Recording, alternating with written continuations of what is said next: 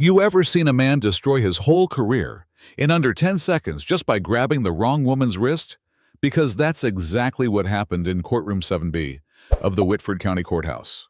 Now, picture this: dull, beige walls, creaky wooden benches, air so still it could choke you, and that kind of hush where even the rustle of paper feels too loud. The courtroom's packed defendants, families, tired clerks, and a few folks just there to see someone else fall. But in the back, in the shadows where the overhead light barely reaches, there's a woman alone. Red blazer, no badge showing, no emotion on her face. Just watching. Her name. Let's call her Camille Rayner. She looked like she was built from silence and steel. Calm, but not soft. The kind of calm that makes men like Officer Darren Cole real uncomfortable. You see, Darren wasn't the kind of cop who served justice. He was the kind that enforced order, or at least what he thought order looked like. A man who'd rather bark than read a room. The moment he stepped into that courtroom, you could feel it. His boots hit the floor like gavel strikes. His eyes scanned for anyone out of line, not to protect the court, but to prove he could still make people jump. And then he saw her. Camille didn't stand when he entered, didn't flinch, didn't nod, just sat there back straight, hands on her knees, eyes forward.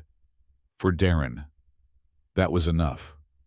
He marched over, leaned in close, too close, and hissed through his teeth. "Didn't see you stand. You know what that means." She didn't blink. He grabbed her wrist. Hard. Like she was trash to be taken out. Not a person sitting in a public courtroom. But she still didn't say a word. She just reached slowly into her blazer pocket and pulled out a federal badge. Not just any badge. Senior Agent, FBI, Field Division for Internal Affairs. You ever seen a man's soul leave his body in real time? Darren's grip went slack so fast you'd think he touched fire. The whole room froze like someone had hit pause on a movie. That badge didn't need backup, it was backup. Every judge, clerk, and bailiff knew what that badge meant. Power, real power, the kind that audits people like Darren Cole for breakfast. Camille didn't gloat. She didn't stand, didn't yell. She just looked at him. And he backed off. But this story ain't just about Darren. See, there was another guy. Assistant Officer Rickson Price. Younger, smarter, usually stayed quiet. He watched the whole thing go down and, for the first time, he didn't look at Camille like she was a threat. He looked at Darren like he was the problem. That's when it shifted, because Camille didn't come to that courtroom by accident. She'd been watching these kinds of incidents for years, black women dragged out of court for doing nothing, no footage, no reports, just silence. But this time, she wasn't just a witness. She was the audit. What happened next? Quiet chaos. In one corner, a court clerk's phone started recording. In another, a judge paused her pre-trial briefing when she saw Camille's badge.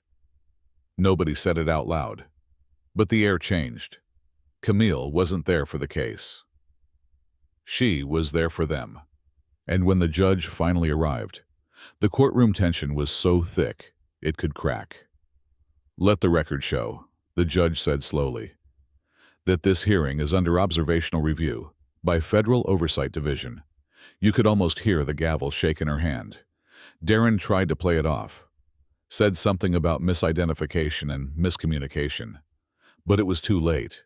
Camille had already flagged the incident, not just this one, dozens. Back in her office, small, quiet, buried beneath the Department of Federal Integrity, she opened a file labeled Pattern 3C, Black Female Removals, No Footage. No. You know what she found. A spreadsheet full of missing videos. Friday afternoon courtrooms. Security footage lost due to system errors. Every single one. A black woman removed. No voice raised. No report filed. Just gone. But here's where it gets even wilder. Camille didn't just stop at the files. She found an old photo. A woman being dragged out in 2000. 17. The same courtroom, same pattern. But this time, Camille had a name, Alma Trenton. Former teacher. No criminal record. Removed for courtroom disruption. But guess what? There was no audio, no footage, just a redacted note. No further inquiry. Camille dug deeper. Found out Alma had a son, Julian, law student. He'd been petitioning for legislative reform ever since his mother's removal. Turns out, Alma never recovered from the humiliation, never returned to the classroom, died in obscurity. That was the twist. This wasn't about Camille anymore. It was about all of them. Every erased woman, every silenced witness, every quiet courtroom where power abused its silence. And Camille. She didn't hold a press conference. She didn't go viral. She just kept working. She coordinated a federal suspension order for Darren Cole and Rickson Price. Not just disciplinary criminal investigation pending. The courthouse got audited. Judge rotations were frozen.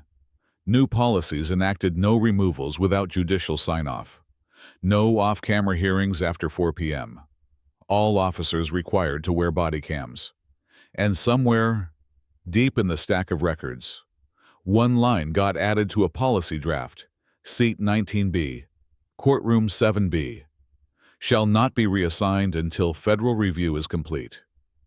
That was her seat, where Camille made the system stop, for once. And listen, you think it ends there? Nah, word got around. At a suburban law school, the clip of Camille holding up her badge got played in a criminal justice class. No narration, just silence. Then the professor asked, "Who do you see a woman breaking protocol, or someone who waited for the right moment to remind the law what it's supposed to be?" A student whispered. She made them all look small without saying a word. Exactly. Camille didn't need fame. She didn't even need her name on the report. She just needed the system to remember the lesson.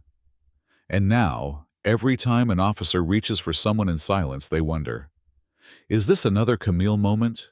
Because sometimes, justice doesn't show up with lights and sirens. Sometimes, it just sits quietly and waits. Now tell me, if you'd been in that courtroom, would you have stood? Would you have looked away? Or would you have been the one person to hit record? Let me know in the comments. What do you think justice really looks like? Who decides who belongs in that seat and who gets dragged out? And more importantly, would you have had the courage to sit, like Camille,